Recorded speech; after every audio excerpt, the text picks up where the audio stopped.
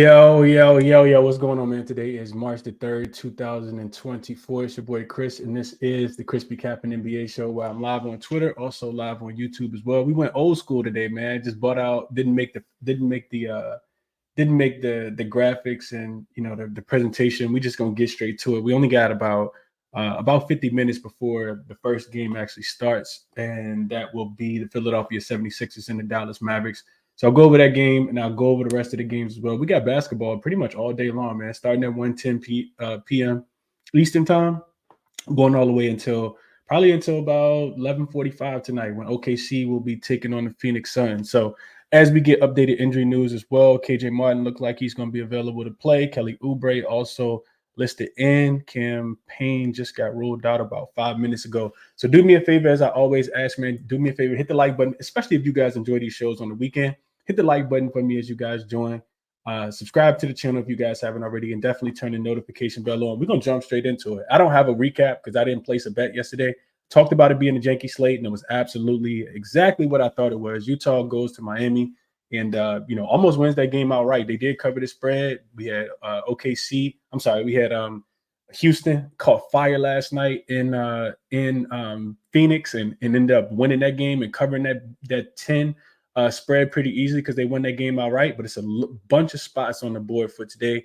A couple that I played already and a couple that I'm looking to make. So we're just going to jump straight into it. First game up.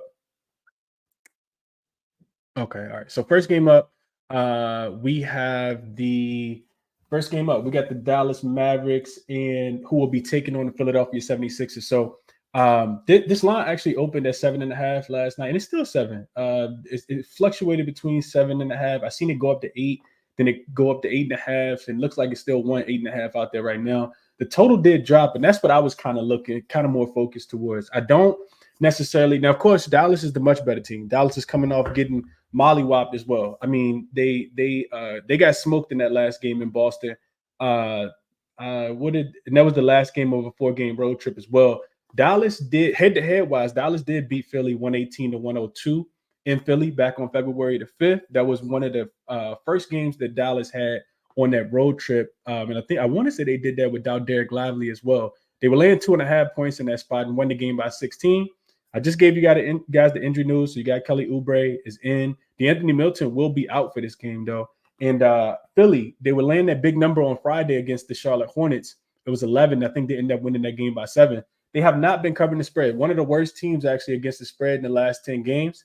I got Philly at real quick. Let me check it real quick. They are 4-9 against the number in the month of February. So only 30% ATS. I do think that this is a Dallas spot. The thing that really worries me, though, is that Dallas hasn't had any practice time and their defense has been lacking. Their defense has really been struggling. Of course, Boston got whatever it is that they want. Dallas ranks bottom 5 in pretty much every statistical defensive category. And I'm not worried about Philly's offense more say, but I do think that they can cover this number just because Dallas defense has been struggling. So I'm not laying the points with Dallas in this spot. I do think that they are the right side. Philly, 4-6 straight up, 3-7 against the spread in their last 10 games, 0-3 against the spread in their last 3.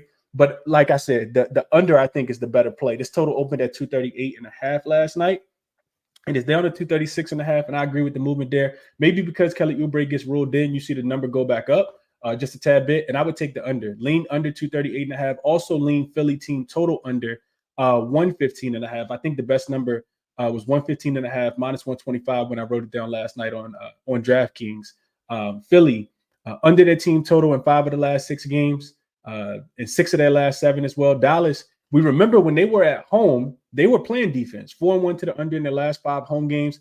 Only the Bucks went over the 115 mark in February against the Dallas Mavericks. So I think being back home, like I said, they're kind of worried about it just because the defense has been so bad. And I know they didn't get a practice day in because this is the earlier start time. So I was going through doing my homework. And like I said, this kind of makes the most sense for me. That last game also went under the 241.5 by 21.5 points. And this total is a lot lower. So like I said, I do lean under. I think even 236 is too high, but maybe you isolate it to a Philly team total to go under specifically in this one. And the last thing I'll tell you guys about this one before we move on to the next one is that non-conference early start games, the favorites, they're just 8-8 against the spread this season.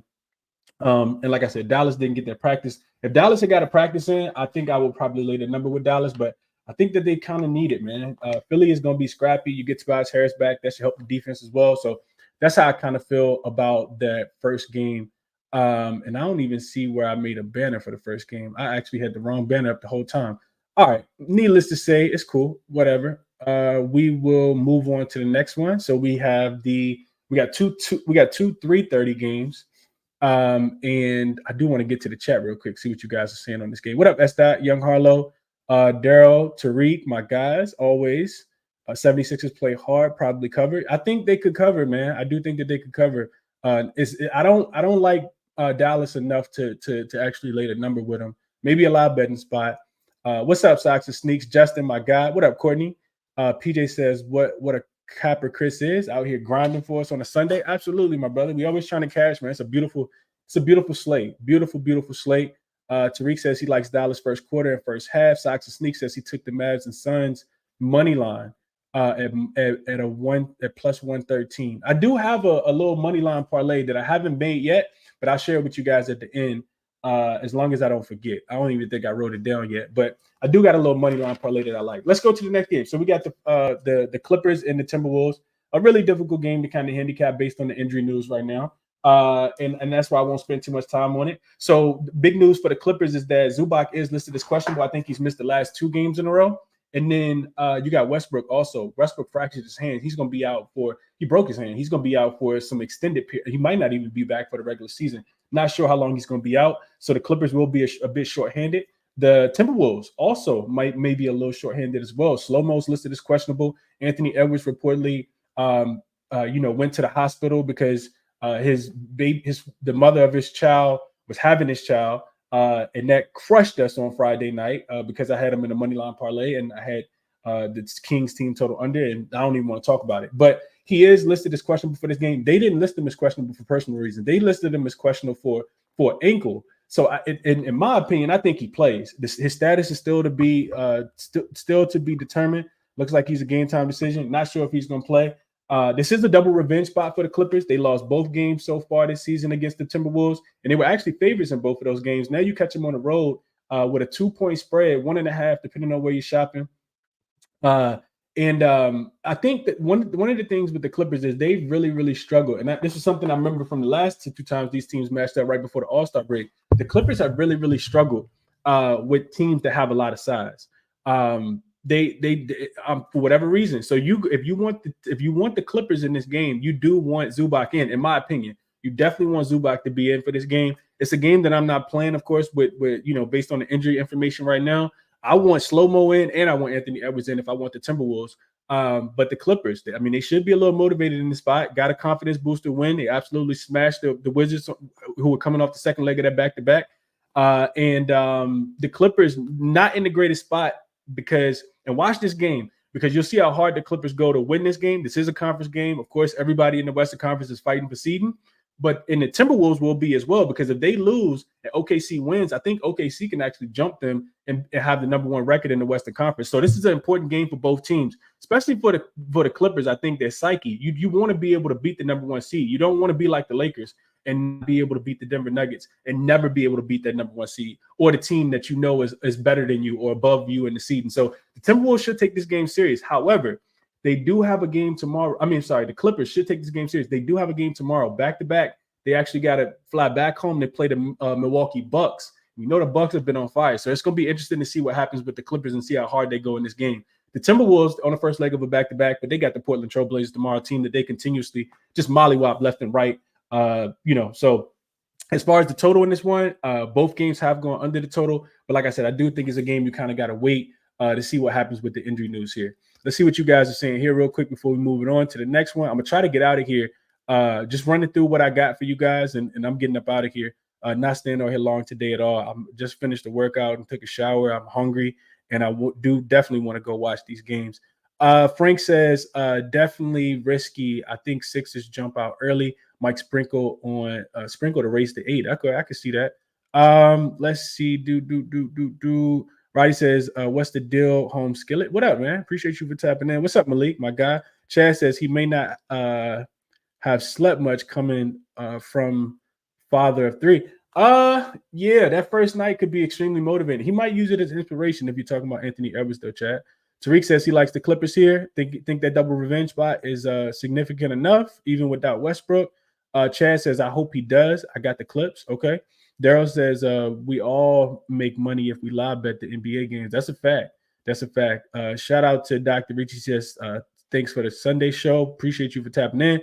GC says, you think the Clippers without Westbrook, his minutes be spread out? So will Harden, Cook, and PG Kawhi take things more serious now? I mean, they should. They should. Jamie says, any team totals you like? So that first game, Jamie, I like the. I didn't bet it. I didn't bet it quite yet. I'll see what the number does with Kelly Oubre being in, but that Philly team total under 115.5. I think it should be, well, it's probably down to 114.5 now, but I do like that. That's what I had written down last night, but I did not bet it. Just a lean. All right, let's keep pushing. We got a lot more games to get to. Next one, Warriors and the Celtics. Another game where you kind of got to wait on the injury report. Steph Curry, of course, is listed as questionable with a knee issue. Not sure if he's going to play. Same thing with Porzingis, quad injury for Porzingis. Those are two humongous, impactful players, and that's why you see this line. I think this line actually opened at 12.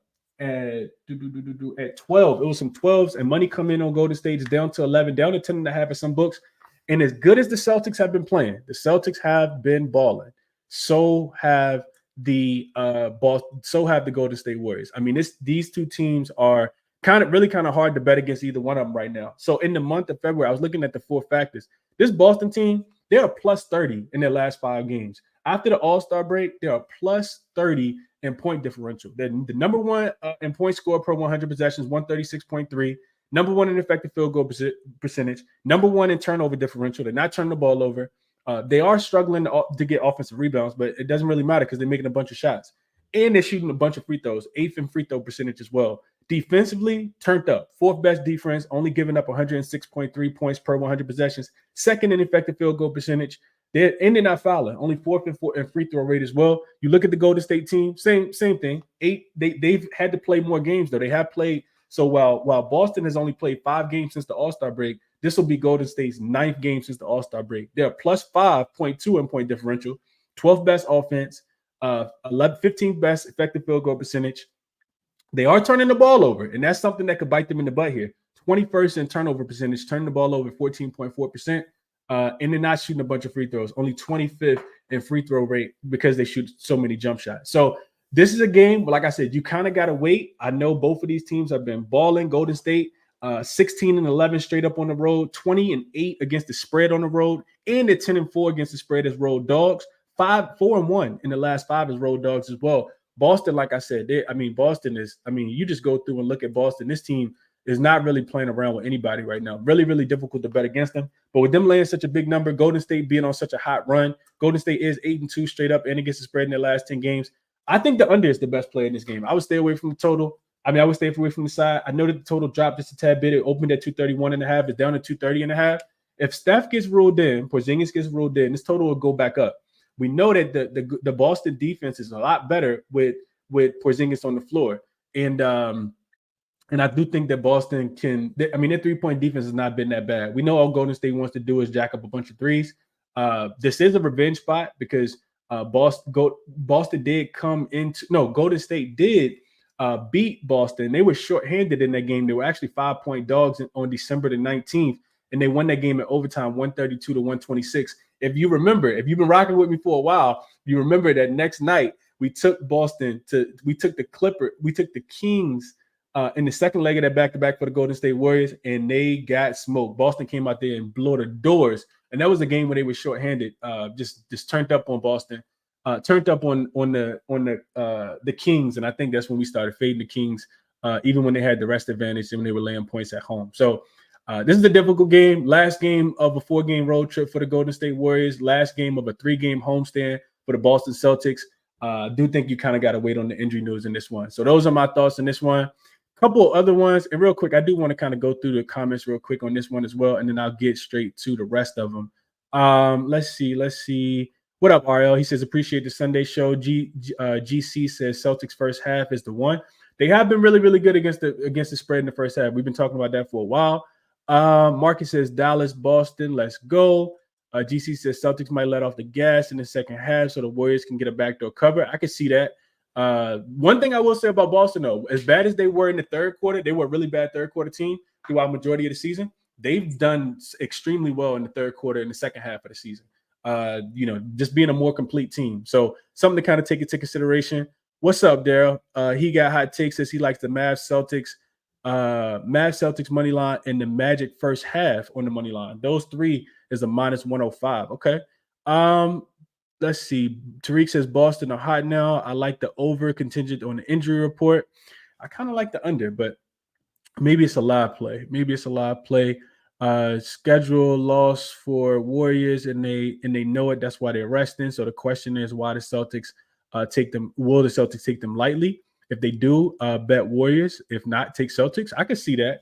I don't know if it's necessarily a super bad spot for the Warriors, though. It is the third game in 4 nights because they did play in Toronto, and I was off of them in that game. But I made so much money with this Golden State team over the last 10 or so games before the All-Star break. It's really, really difficult for me to fade them, especially when they're getting 10 points. But we could see. We'll see how that injury report affects them.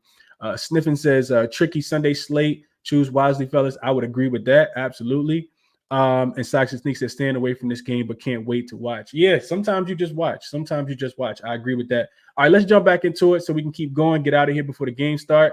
1, 2, 3, 4, 5. 5 more games to get to. First one up. Pistons on the road, big road dogs, double-digit road dogs. Again, they're getting 11 points right now. This line actually opened with them getting 10.5. Total come down from 219.5 down to 217, and it's probably their team total that's actually coming down. That's probably why people are betting the under in this game, and it's for a good reason, right? We were on Detroit in the last game on Friday. Their offense has really, really struggled to score. They scored 100 points at home against the Cleveland Cavaliers. Only scored 105 against the Bulls.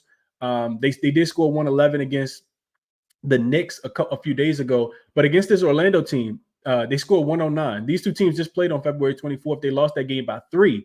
So you would think, well, Detroit probably can cover this spread, and maybe they can. This is the game I'm not interested in betting, but head-to-head wise, Detroit has kind of owned this team. 6-4 straight up in the last 10 games this season. They've actually played 3 times. Orlando has smoked. They smoked them all 3 games. They won the first game back on December the 8th, 123-91. So they beat them by 32. Then they beat them on February the 4th. They beat them by 12. That game was in Detroit. That game went under. The first game went under as well. And they just played, like I said a few days ago, after the All-Star break, and Detroit went under their team total in that game as well. So Detroit has scored a total of they scored 109.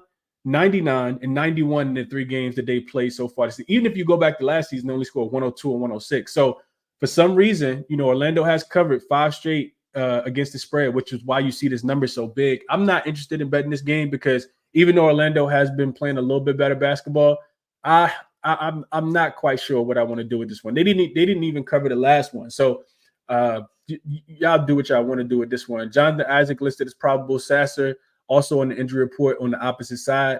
Not sure what to do with this one. Neither one of the teams are on the first leg of a back-to-back. Detroit plays against Miami on Tuesday, and then Orlando plays against Charlotte. They go to Charlotte on Tuesday as well. So not a game I'm interested in betting. Just want to kind of give you guys the notes. All right, so Hornets and Raptors. This is the game that I did bet. I did take the Charlotte Hornets plus the 7.5 in this spot. I just think it's a tad bit too many points in my opinion.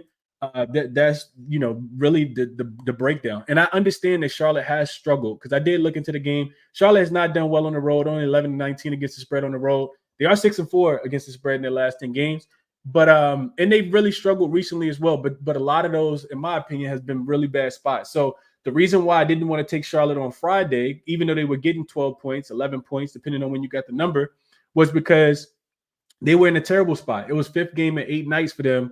Most of those games being on the road. They had 1 game at home against the Bucks, and they've been playing against some really stiff competition, in my opinion. Golden State, Milwaukee twice, and Philly caught them in a really bad spot as well.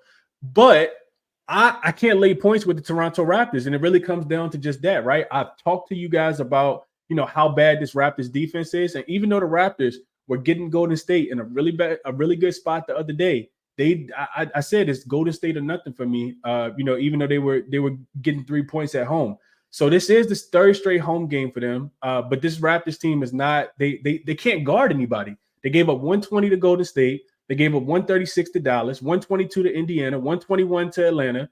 And outside of the game where they beat Brooklyn 121 to 93, which is kind of fluky, the defense has just been really, really bad. So I know Charlotte's not the greatest offensive team, but I think that Charlotte defense can keep this one close. Also, when we think about injury report, I don't like that. I gave this play out before Nick Richards was listed as questionable, but I gave it out after I knew Bruce Brown was listed as questionable with that knee issue.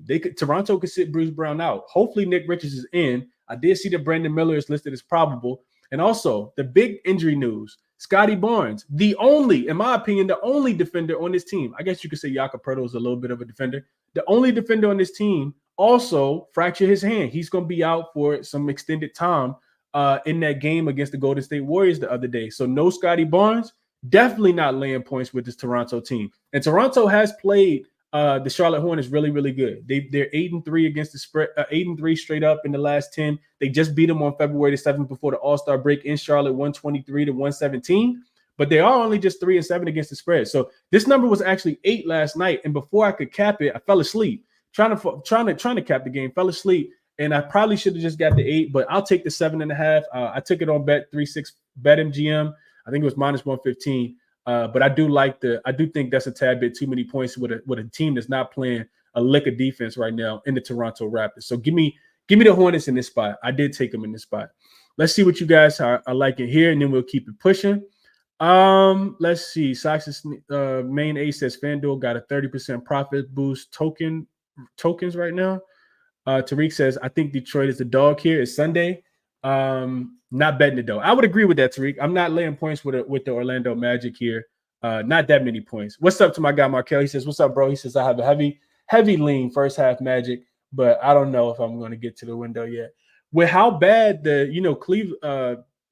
Detroit shot the ball from 3, man, they shot so bad. I think Jaden Ivey was like 1 for 9 from 3 the other day. They just didn't get any kind of help at all. It could be tough. And I think that's one of the reasons, right? Not to get into the game too much, but when you think about it from an X's and O's perspective, the Detroit can't really, they struggle to shoot the ball. So what does that mean? That means they got to drive in the paint. And where's Orlando defense the best? In the paint. So that can make it really, really difficult. Kind of like the Cavs, right? If you're going to beat the Cavs, you got to be able to shoot the ball from the exterior. The Detroit can't do it consistently. And can they get hot? Can they replicate something that the Houston Rockets did last night in Phoenix? Potentially, but it's not something that I'm willing to put my money on. So that's what I think here.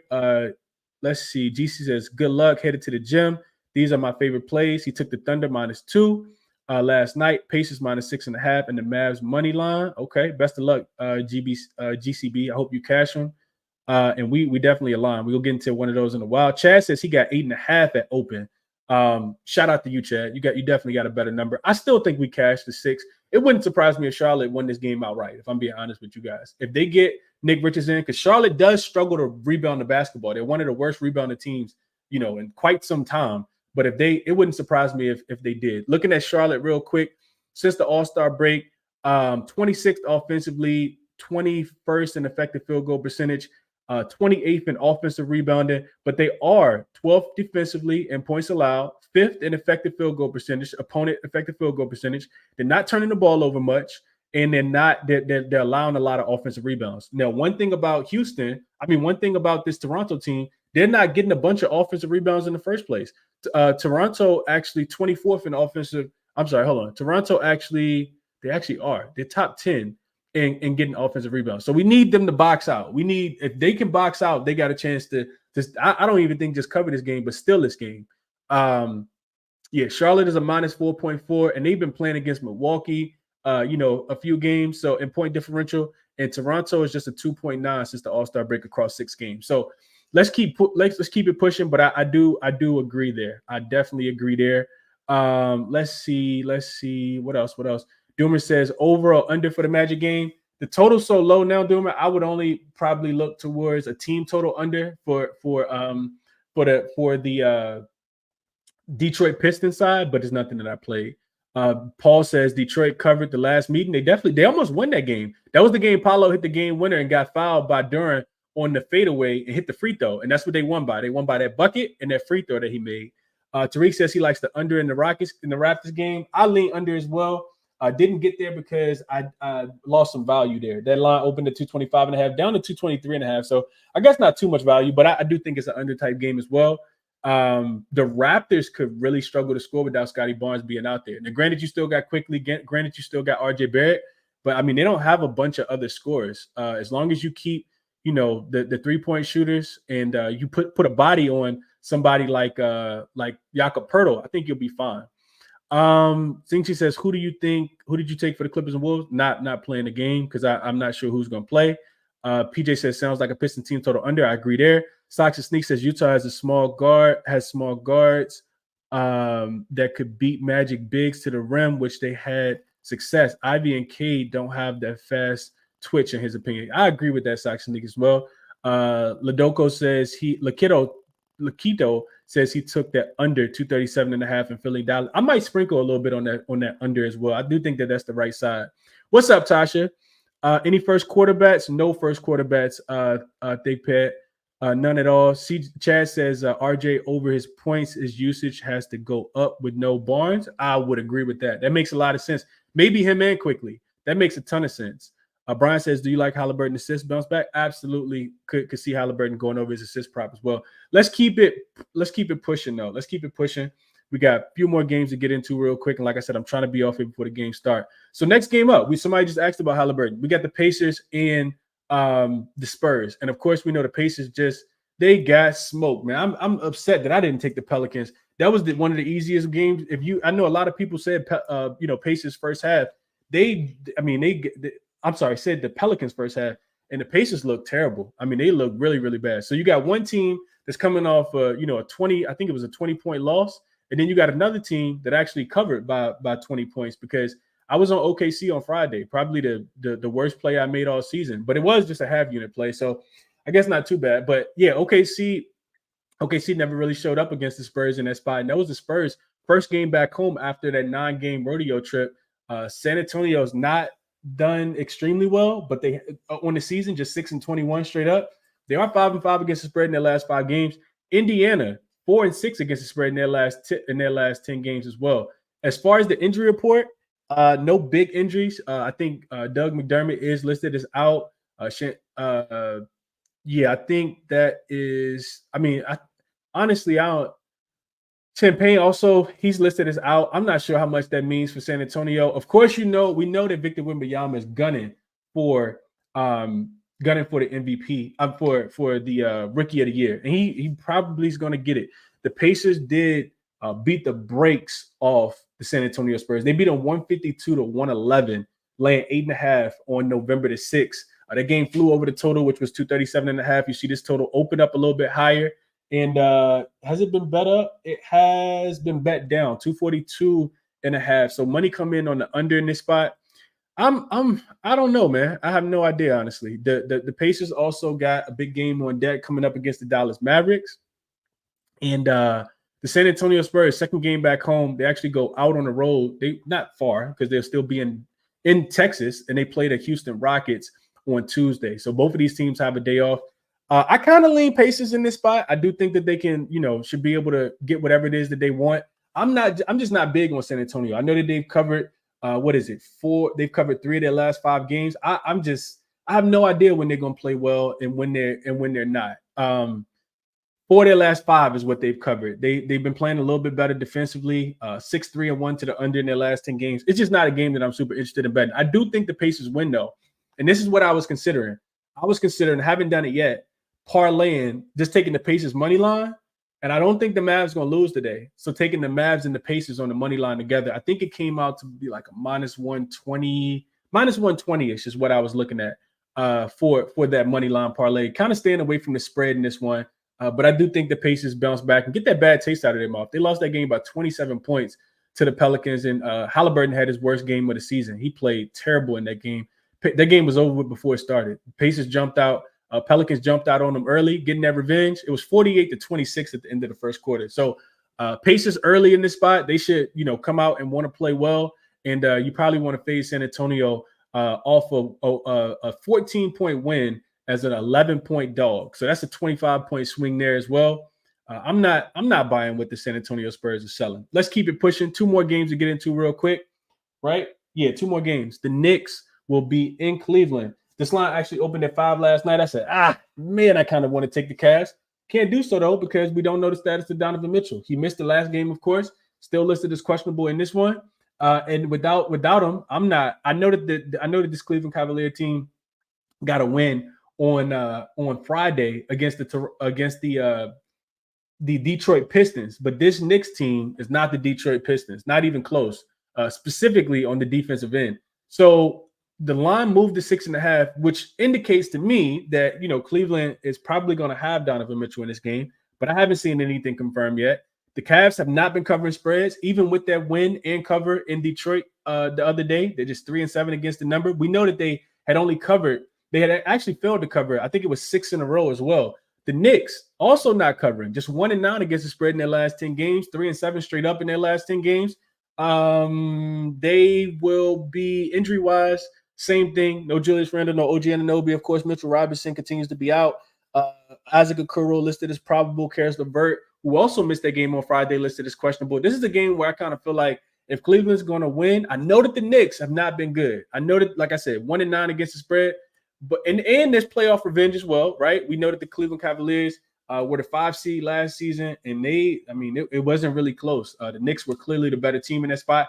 I am of the mindset that both teams being healthy, honestly, I don't know who's a better team. I do think the Knicks may be a little bit better than with OG Anunoby, with Mitchell Robinson, with Mitchell Robinson, Julius Randle, and OG Anunoby. The Knicks probably are a little bit better than the Cleveland Cavaliers, but right now, as currently constructed, the Knicks just really struggle to score. They and that's what it is, right? They're 7-3 to the under. They went under in 5 straight games, and it's been that they can't score. 99 points against the Golden State Warriors, 92 points against the Pelicans, and those were home games. Even against Detroit, they were held under their team total in that game as well. They scored 113 against Boston, only 102. They just really, really struggle to score, and it's because their 3-point shooting is so inconsistent. I would need Donovan Mitchell in. I would need Karis LeVert in as well if I was going to take this 6.5. And I probably just wouldn't play it just because I think the 5, you can get a much better number. The total has come down from 212.5 down to 211. And I guess I would kind of agree with the movement, even though the total is, to me, a tad bit too low now. But this playoff revenge, this is what you get, right? Cleveland got a big game coming up against Boston. First game back home after 2-game road trip, although 4 of their last 5 have been on the road. And for the Knicks to be their first road game after 4 straight home games, they actually go back home and play on Tuesday against the Atlanta Hawks, and probably a game that they can win. So, this is a difficult one, especially without the status of Donovan Mitchell. Game doesn't start until 7 as well, so we probably won't get that injury status. I feel like they always, him and Karis LeVert, probably going to go through shoot around, be listed as questionable all day, and we'll get something, before the game. But really difficult game to bet before we know, especially with the money already coming in on Cleveland in this spot. I can't lay the 6.5, but I'd also, the Knicks have just been terrible, man. They're still going to play hard, though. They will still play hard. Last game on the board, and this was one. Shout out to the members. Real quick, let's go to the comments real quick before we get to the next one. Chad says he's breaking along on Hornets money line. I would agree. Pacers to Spurs. I would put the Pacers in the money line parlay. Eli. Chad says he liked the Pacers by 15. Chad also says Spurs live when they're down by 20. What's up, Jesus? He says, happy Sunday, Chris. Let's enjoy the NBA. Absolutely. Thanks a lot. I appreciate you for the appreciation, Jesus. Chad likes the Magic, Pacers, Mavs. He says, give me the plus 113. Magic, Pacers, Mavs. I like that as well. LJ says Knicks Cavs under 212. Knicks 21-6 to the under their last 27 games. 7-3 to the under, last 10 on the road. That makes a ton of sense to me, LJ, to take this one under. Maybe even their team total under. This is the game that I don't think the Cavs will overlook as well. So maybe even Knicks team total under. Roger liked the Pacers and the Cavs on the money line at minus 104. PJ says Cavs Knicks last 8 have gone under. The total 8-0 to the under last 10. I like that. Mitchell Markel says, I'm on the Cavs first half when Donovan Mitchell gets ruled in. Okay. Tariq says the Knicks can cover. I saw the hunger in them against the Golden State Warriors. Absolutely. And I'm also just not into like continuously fading the team just because they haven't been covering. The Knicks are much better than their 35-25 record, although they have been hurt. So, you kind of, I'll say this. If you want the Knicks, you probably want to wait and see what happened with Donovan Mitchell. If he gets ruled in, you get a much better number. If he gets ruled out, you got to take it immediately, right? You got to take it immediately in this one. Let's see. Got to take the Knicks to cover. Doomer says total has plummeted. Michael, that's a fact. Any player props? Dominique says nothing for me so far. And Chad says what I said. Wait until see what happens with Mitchell. Offbeat Sports says he likes the Mavs -6.5. Do you think that might hit? Greetings from Germany. Appreciate you for tapping in from across the world in Germany. I like the Mavs in the money line parlay off bet. I think Philly can cover this game. I think 7.5 is what the number is that I saw, and I think that they can cover that. It wouldn't surprise me if Dallas, blew them out, but I don't like Dallas coming home with no practice time, early start game, first game back off the road trip, and Philly's gonna be feisty. Philly's not gonna roll over and lay down for anybody. Let's see. Playoff revenge against the wounded Knicks team. That's a fact, chat. 77 figure says Clips +2 is his top play of the day, even without the Westbrook and without knowing if Zubac is going to be in. Okay. Best of luck. I hope you cash it. Not a game that I'm betting. Not pregame anyway. And last game on the board, Thunder and the Suns. So shout out to the members, man. I hope you guys were able to get this one in last night. I'm watching this game. And, I'm watching Phoenix, knowing that they were going to be on the second leg of a back-to-back today against the Oklahoma City Thunder. And everything, I've never seen a line move so fast in my life. Let me just say that. I've never seen a line move so fast. So I'm watching the game, already kind of handicapping the games, looking at the spot for tomorrow. And I noticed that Phoenix is, they're so lackadaisical. They're not playing much defense. And granted, Houston did get hot.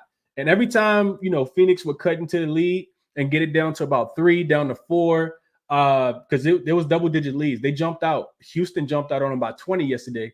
You just see Houston make a big shot or go on like a little small 5-0 run to push the lead back up to like 7 to 9. And I said, man, Phoenix not going to be able to keep coming back over and over again. And then on top of that, you see Nurkic, who got hit in the face by, I think, Josh Okogie, left the game with a neck sprain, didn't return. Bradley Beal does his best Matt Barnes impersonation, gets tossed out of the game, picks up 2 technical fouls. And the cherry on top, and this is when the line started moving so bad, like really, really fast. It was 1.5. I saw a -1.5 in favor of the Oklahoma City Thunder, -118. It was actually on Sports Illustrated. And before I could play it, I'm like, let me go check the money lines. -125 was the money line for the Oklahoma City Thunder last night. And that was actually on Unibet. And soon as Devin Booker rolled his ankle, him and Royce O'Neal like stepped on somebody's foot or something. Soon as that happened, you see the line. Like I had uploaded the money. I uploaded the bread to put on Oklahoma City in the spot, and they locked the game up as soon as Devin Booker rolled his ankle. So I'm going through searching for other books, and I ended up giving it out yesterday at -130 was the best line that I could get. I still feel like, even with the line, and granted, you've waited way too long now because this money line is probably like -400, -375 or something like that. But OKC, this is one where, like I said, shout out to the members. Hopefully you guys were able to get it in. I gave it out last night on the money line. I think, looking at Oklahoma City, first of all, you're coming off a really, really bad loss against the San Antonio Spurs, a game that you were double-digit favorites that you absolutely should have won. And you've owned that team. So I do think you get an extremely motivated spot for them. They've also beat this Phoenix Suns team. I think they beat them 112-99 earlier this season as well. And before that little blemish of a loss that they had against the San Antonio Spurs, we know that they were cooking. They were cooking 7-3 straight up in their last 10, 6-4 against the number. But they had actually won 6 in a row and covered all 6 spreads. So the total coming down, I would agree with it there. I don't think that a status wasn't revealed about Devin Booker, but I don't think that he's going to play. Nurkic also could potentially miss this game. Eric Gordon was on the injury report. Grayson Allen looked like a shell of himself. And granted, Oklahoma City is a very good defending very good defensive 3-point team. So I do kind of think that like I said, this number I think is still in play. OKC should win this game by double digits, in my opinion. I know Phoenix has Kevin Durant. I know that they got Royce O'Neal. He said that he'll be fine. He hit a bunch of threes in that last game. But if they don't have Nurkic, and Bradley Beal probably want to have an impact on this game as well. I just think that this is a game where it's a really, really bad spot. 2 days of rest compared to 0. Thunder, I looked this up as well last night. When they're playing against an unrested opponent this season, 6-1 straight up and against the spread when they're playing an opponent that's playing on the second leg of a back-to-back. And granted, Phoenix is 7-3 straight up when they're playing unrested this season as well. I just don't see it for them in this spot, though. So, like I said, I gave OKC out on the money line last night at -130. If I had to play it right now, I would look towards Phoenix team total to go under. I don't think that they score. Let's see, what's the total? It's up. It's 233, so that's 116. Subtract 3, 113.5. I don't think they score 113 points. Like I said, they played early this season, and OKC held them to 99 points. And that game was actually in Phoenix on November the 12th. That game went under the 232. This total opened at 237, and it's down to 233. So if I had to play it right now, I would just isolate Phoenix team total because I don't think Devin Booker rolled his ankle. For people who didn't get a chance to see, he rolled his ankle and went straight to the back. Like, it was never like, oh, let me talk to the trainer out here, go to the bench. Granted, it was only a couple seconds left. He went straight to the back, though. The x-rays did come back negative, but I just think that that's going to really, really hamper. So it was a 2-unit play for me, and I did take OKC in this spot. Like I said, last night. Shout out to the members. Hopefully you guys were able to get that one in. Top looks on the board for today. And let me I don't have a banner that's made yet, but I'll tell you guys what I did play. So top looks on the board. The top look is OKC, but like I said, that line is gone, been gone. Outside of OKC, I played Charlotte plus the 7.5. And then those are the only 2 plays that I played so far. Looking at the card right now, what I would play, Philly and Dallas. I do think that that's an under game, but I would isolate Philly team total under a tad bit more. This total should be back up to 115.5 or somewhere around that number. I gave you guys the numbers earlier. Philly, they are 5-6. They're actually under their team total in 5 of their last 6 games and 6 of their last 7. Dallas is 4-1 to the under in their last 5 home games as well. I think they turn it around defensively in this spot. In Philly, I don't think that they're going to have enough offense to score. They also, don't get a lot of easy buckets. They don't shoot a ton of free throws without Joel Embiid. They really struggle to offensive rebound the ball, basketball, bottom 5 in both of those categories. So Philly team total under, I think is absolutely in play. LA and Minnesota, not a game that I'm going to play at all until I get the status of, those guys. And it's probably going to be a live betting game. If Golden State and Boston has, Steph Curry and Porzingis rolled in, I like the under. I do think the under, and it's continuing to come down to 230. It looks like on most books. I do like the under in that spot, but I want the status of those guys. Detroit and Orlando, nothing for me there. Beline, Detroit team total under as well. Indiana and San Antonio. Like I said, I'm putting Indiana money line. Haven't played it yet, but I'm putting Indiana money line in a parlay. Knicks and Cavs, wait on the injury report for that game. So the other play that I am going to make, and real quick, let's just do this real quick and see what the odds are. Whenever I play money line parlays, just for people, just a tip, if you have access to Bet365 in your area, I always play my money line parlays on Bet365 just because if a team goes up by 20 and you have them on the money line, you automatically get the winner, even if the opposing team comes back. So if Dallas goes up by 20 and Indiana goes up by 20, that parlay is a -122. Granted, you're probably going to be able to find better odds on other sports books, but I'm willing to play the -122 just because if both of those teams go up by 20, then you get the easy get. Even if one of them just go up by 20, but -122, I'm gonna add that as well. So three top looks for me today. Like I said, that'll be an official play. Dallas and Indiana. OKC, we took them on the money line, and then I did take Charlotte as a dog, plus the 7.5 number come down to 7. Hopefully Nick Richards is in. We don't get any funny business there. But I'm gonna go through the comments real quick and jump off here. It's gonna actually be perfect timing before the games actually start. I appreciate y'all for tapping in as always, man. Always all love. Let's see. Offbeat says Mavs are 3-4 loss after the break, so I might not take it. He says small sprinkle on the Mavs. Markel says I'm on OKC first half. Couldn't talk you off the trifecta. They should cover first quarter, first half, and full game, in my opinion, Markel. Offbeat says Luka Doncic over 32.5 points, maybe, potentially. Tariq says, Chris, what makes the Pacers better than the Spurs? Spurs looked hot in their last game, Spurs first half. First of all, the Spurs defense.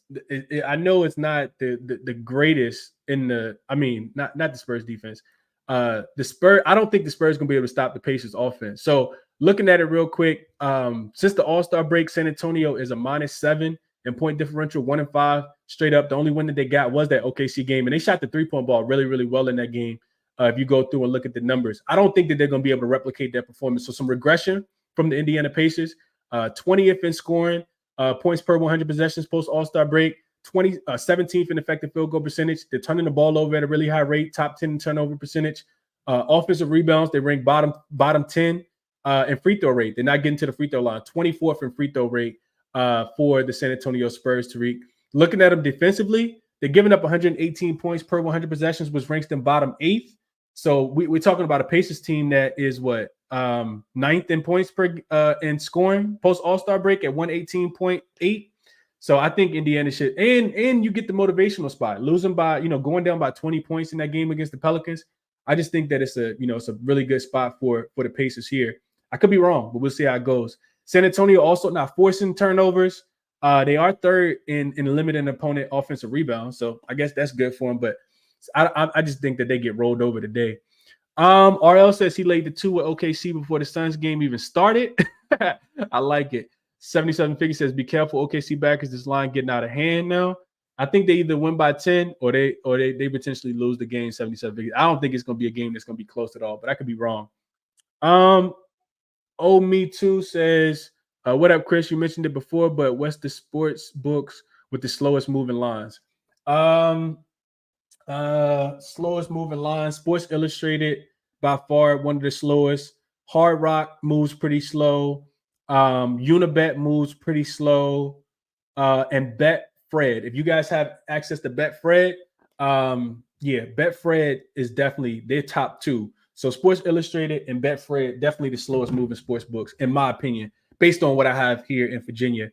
Let's see. Socks and Sneak says, last year, Halliburton scored 1 point versus Miami. Next game, he bounced back and scored 29 against Golden State. Like him over his 18.5 today. I couldn't talk you off, Socks and Sneaks. Porzingis just got ruled out. That is not good for the under. So I probably would not look towards that under. I would probably look at Golden State now. Probably look at Golden State without Porzingis being there. He means the world. Real quick, let's look at that real quick. I need to see what that is, and then maybe we can take I'm not looking to bet against Golden State anyway, and I'm not saying Boston can't get it done, but if you're gonna fade them, you definitely want to do it when one of those guys are out. So let's look at see if I can pull it up real quick. Come on. Internet moving like I got dial up. Come on, man. Let's look at Boston without Porzingis on the floor. We still got to wait on Steph news too, though. So that don't really help us none, honestly. Porzingis is ruled out, though. Boston without Porzingis on the floor. No KP.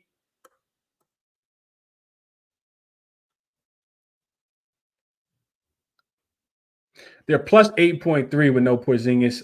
Defensively, they're giving up 113 points per 100 possessions. Offensively, still scoring 121.4 points per 100 possessions. And with Porzingis on the floor, so a plus 8.3, which is still really great. Plus 8.3 with Porzingis on the floor. Without Porzingis on the floor, with Porzingis on the floor, they're plus 13.3. So he means 5 points, it sounds like, to the spread. And you'll see that line come down. I'm still not taking it because I still need Steph rolled in. I'm just not jumping out there like that. But definitely need him in. Let's see. What Chris is basically saying is SGA 30 points in a win. Somebody did DM me about that as well. I can see SGA scoring 30 points and getting a win today. LJ likes OKC, Suns under 233.5, Suns team total under 113.5. I said it, LJ. That's what I said as well. If you had to play it right now, you take that Suns team total under. He said Suns 9-3 to the under at home in their last 12. Suns don't have enough scores. And I would agree. I think that makes a lot of sense in my opinion, LJ. Absolutely. Let's see. Chad says got a couple great CLVs. Hopefully they cash. My CLVs was fried on Friday. Ernesto likes Brandon Miller under 28.5 points, rebounds, and assists. Best of luck there, especially against Toronto. They don't play no defense. Let's see. What about the Timberwolves money line? Not touching it. Don't know if Anthony Edwards is going to be in. Yo, Chris, that works as a parlay on 365, that money line, and they go about 20. Absolutely. That's why I play it. I tell you guys that all the time. Chris, do you think the Pistons can cover, even try to push for the win? Yeah, absolutely, Brian. They can. I'm staying off of that game, but I do think the Pistons can keep this one close. They just burned me on Friday, so I'm off of them. Kyle Lowry looking good today. If you add Boston, it's plus money. Mavs, Celtics, Pacers. Okay. Best of luck, go young DJ. How many units on the money line parlay, Calby? 1 unit, 1.12 units to win a unit, Cal, on that money line parlay. I'm gonna send it out to the members in just a second. Still got some time. Slick likes 3-leg same game parlay. The Pistons plus 11, Timberwolves minus 1.5, Raptors minus 7.5. Bonus bet Coyotes plus 1.5. Tariq says I'm going to have to parlay OKC with the Pacers and the Mavs. Porzingis rolled out. Appreciate y'all for throwing that in there. Go young DJ likes Jalen. I guess that's Duran double. In Orlando money line. What up to my guy Sai? The manipulation is real. Estai says that's a fact. Sai says that OKC line moved big time. Yeah, I watched the OKC line move from minus 1.5 to minus 4.5 in like 10 minutes. The money was flying in on OKC last night. Wu says on lively props in the early game, like the under in the Hornets versus Raptors and the Wolves versus the Clippers. Estai says based on how AE looked outlook on playing, he will play unless he's truly injured and having a baby. So bet he's playing. Okay. Will Reza says lively rebounds and points over. I can see that. Did you take the Knicks, bro? No, I did not. I want to wait on the status of Jalen probably not going to play the game, but I'm definitely not playing the game without knowing if Donovan Mitchell's going to play. So that's what I got for you guys, man. I've been on him, still been on him for 53 minutes. 266 people still watching right now. Y'all do me one favor. Hit the like button for me. That's all I ask. Best of luck on all your action for today, man. I'm getting out of here. Went through the comments too, man. I'm about to go, like I said, get some food and watch the games for today, man. Best of luck, man. I hope you guys make a lot more money than you lose today. We'll be back tomorrow. As always, catch you guys in the next one.